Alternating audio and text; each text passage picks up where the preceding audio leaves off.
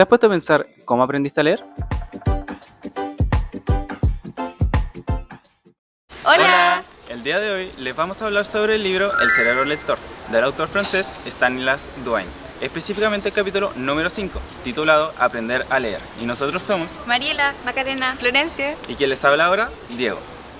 Este capítulo habla sobre las 3 etapas o pasos para la lectura y además habla sobre el cerebro analfabeto.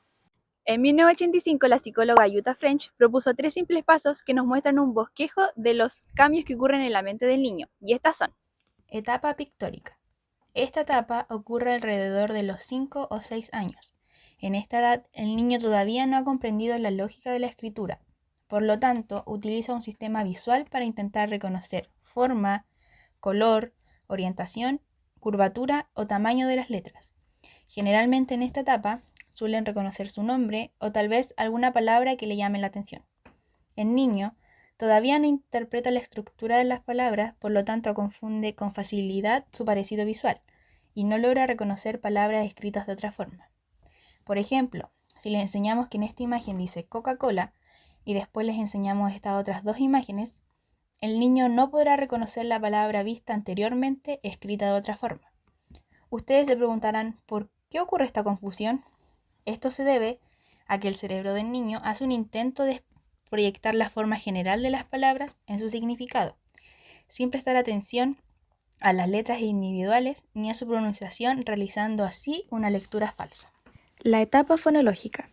Esta es la segunda fase de la adquisición de la lectura, en la cual el niño pasa por una revolución mental, donde deja de procesar las palabras como un todo y aprende a segmentarlas en sus partes más pequeñas, vinculando las letras o grafemas con los sonidos del habla o fonemas. En este proceso, el niño desarrolla la conciencia fonológica, que es la capacidad de reconocer y manipular fonemas que luego le permite ensamblar sonidos para formar palabras y leer incluso aquellas que nunca ha visto antes. Esta es una habilidad que no surge de manera natural, sino que requiere de la enseñanza del código alfabético y transforma tanto el cerebro del niño como la forma de relacionarse con el lenguaje. En esta etapa, el conocimiento del abecedario puede llegar a retrasar la adquisición de la lectura, ya que el niño conoce el nombre de las letras, pero al momento de leer las palabras, los nombres de las letras no son lo que se ensamblan, esos son los fonemas. Etapa ortográfica. En esta etapa, el niño empieza poco a poco a formar un amplio léxico de unidades visuales de varios tamaños, la cual incluye información sobre la frecuencia de estas unidades y de aquellas parecidas a estas, llamadas vecinos. Aquí el tiempo de lectura ya no se determina principalmente por la longitud de las palabras o complejidad de los grafemas, sino con la frecuencia en la que se encuentra una palabra. Las palabras inusuales se leen de forma más lenta que las frecuentes. La cantidad de vecinos también es un factor importante.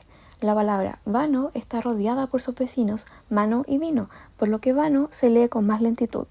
El rasgo más importante y claro de esta etapa es que la longitud de la palabra poco a poco deja de tener un papel fundamental en la lectura, en comparación a la etapa fonológica.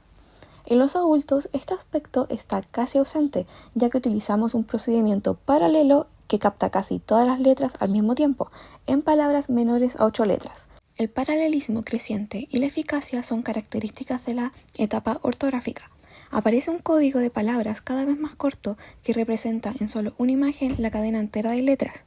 Dicho análisis neuronal permite transmitir en paralelo a las regiones del cerebro que procesan el significado y pronunciación. Con respecto al cerebro analfabeto, hay que decir que el cerebro humano no nació preparado para leer, a diferencia del lenguaje oral, el cual sí tiene una base biológica y por parte de la lectura corresponde a una invención cultural bastante reciente.